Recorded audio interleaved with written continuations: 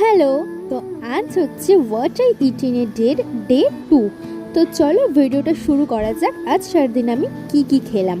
তো প্রথমে ব্রেকফাস্টে ছিল রুটি আর ঘুগনি, যেটা মা বানিয়েছিল।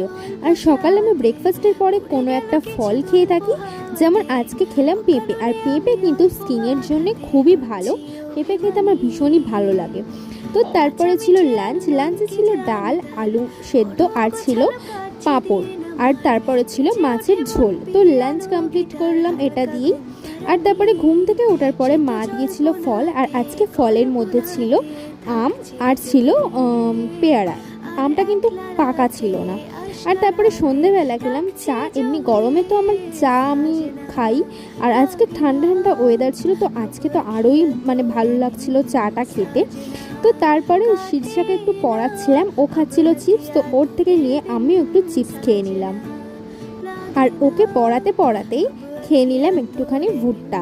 তো সন্ধেটা এইভাবেই কাটলো। আর তারপরে ডিনারে ছিল ডিমের ঝোল আর ছিল সাথে ভাত। ভিডিওটা কেমন লাগলো জানিও। আজকে এখানেই এন্ড করলাম। বাই।